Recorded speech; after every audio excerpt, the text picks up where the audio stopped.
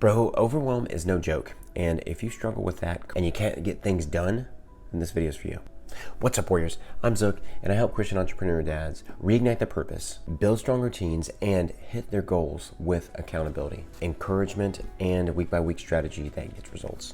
Now, without further ado, let's jump into this. Dude, overwhelm is no joke, especially whenever you're starting your business or you've been in business for a while. And one of the hardest things is actually when you take God out of the equation and you start to actually focus on your own wants and needs and desires. That literally, it'll disalign your spirit in a sense that you're not going to fully be living in God's purpose that He wants for you. And I'm sure some of you right now, you're probably just like, oh bro, we don't even know what I'm going through, or how do you know all this stuff? I'm like, dude, you don't have to be an expert in spiritual warfare to understand the relationship between you and God. God wants what's best for you. And if you wonder why so much crap is happening to you right now, and you just feel lost and frustrated, maybe you're in a whole lot of debt, just look back and see about the choices you have made. Because life is too short, bro.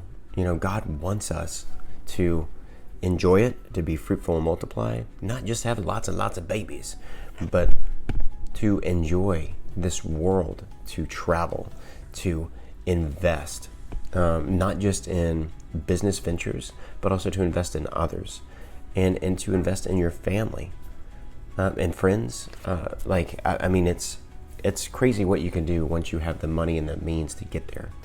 But the building phase or the burnout phase can be very tough, but you don't need to be there. And here are some helpful things you can do. For one, you need to have a stellar morning and evening routine. And a podcast that kind of jump-started my ideas on doing this is JLD, Entrepreneurs on Fire. And he just interviews entrepreneurs. I know it's like 5 times a week, maybe. And he's been doing it for years and years and years. And you hear about a whole lot of their success stories, but also some losses they have lost along the way. And that really helps put things in perspective for you to see like, oh wow, this person makes like $1 billion and they still struggle with things that I do. They're relatable. Sometimes we think that, you know, our goal is to get here, but we're like here, and we want to try to figure like what is a quick way we can do that. And unfortunately, a lot of things do take time, and you're gonna have to put in the sweat, the blood sometimes, and tears. I don't want that to discourage you. Just because, man, there are so many people out there which a lot of it is just noise. I am a recovering overthinker, and it's something that I'm going through right now. Like, even to make this, I spent about 30 minutes just trying to figure out what I was going to say. And now I'm just like, dude, I'm just gonna hit record. And that's the best way to get good at something, is just to start doing it. Done beats perfect, 10 out of 10. And you just need to understand that the more you do something, naturally, the better you're gonna get at it. Just like, you know, walking. When you were a baby, you didn't just start like, as soon as you jumped out of your mama, you're just like, oh, let's go. Like, it takes time.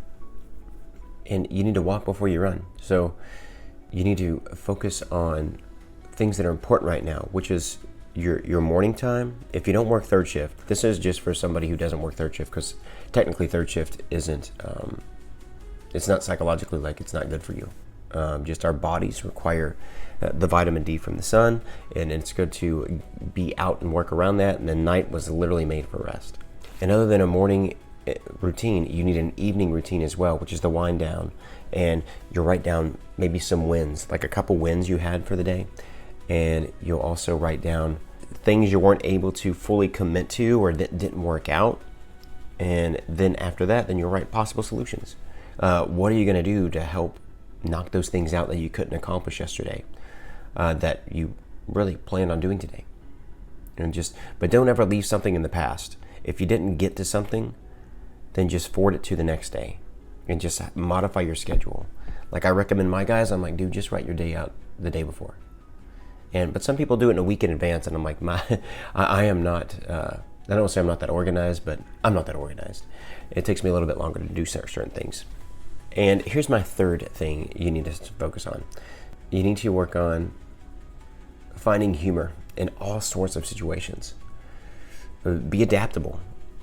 And this could be I don't know, just browsing YouTube or shoot, get on Instagram. You can find, that's kind of what my wife and the kids and I will do. When we're about to wind down, we'll just lay in the bed and we'll just like watch Instagram videos. I mean, it's a 2 and a 4 year old, so it doesn't take much to really entertain them. As long as there's cars, dinosaurs, they're good. But they like animals too, and there's so many animal bloopers. But there needs to be an off switch. So whenever you know that you hit your boundary line, and you're like, hey, I need to get to bed, or hey, I'm not really feeling this. It's starting to mess with my mindset. You need to pay attention to those and acknowledge them, and just say, hey, baby girl, or or hey, hot mama, or just whatever, and just say, hey, I need to get to bed, and I need to wake up early in the morning. Just figure out what you're going to say and how you're going to say it, but do it in a loving way. And lastly, you want to make sure that the next day is planned, man. I know I talked about making a morning and evening routine, but you actually need to put thought into what your day looks like the next day. You want to have like one, I'm just going to call it one big commitment. Now I recommend my guys, I'm like, you need 3 big commitments a week. And under those, under those 3 big commitments you're going to make, there are going to be steps you're going to take, like tasks you're going to do to reach each and every one of those.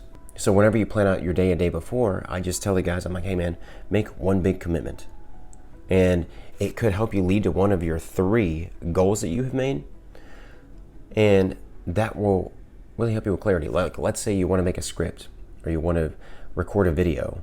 With that, there's some research going into script writing. I don't really do a whole lot of writing. I just kind of improvise most of the time now, because that just works best for me. But you need to at least watch a video or read up on what it is you actually want to cover if it reaches out to like your ideal client or the ideal man you want to serve or woman you want to serve. And also know that you're so human. Don't put yourself like way up here. Know that there will be moments where you'll mess up. And I'm totally going to keep that in there so you can see that I'm human too. But it's just part of the process of being human. God knows you're not perfect.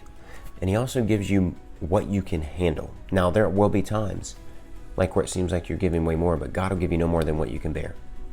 Because when you are tempted to whatever it is you want to fall into that will distract you, he will always provide a way out. And so there's always a way out of something. But all right, bro, I hope you found value in this. And I want you to go out there and have a great day, because God made it for you.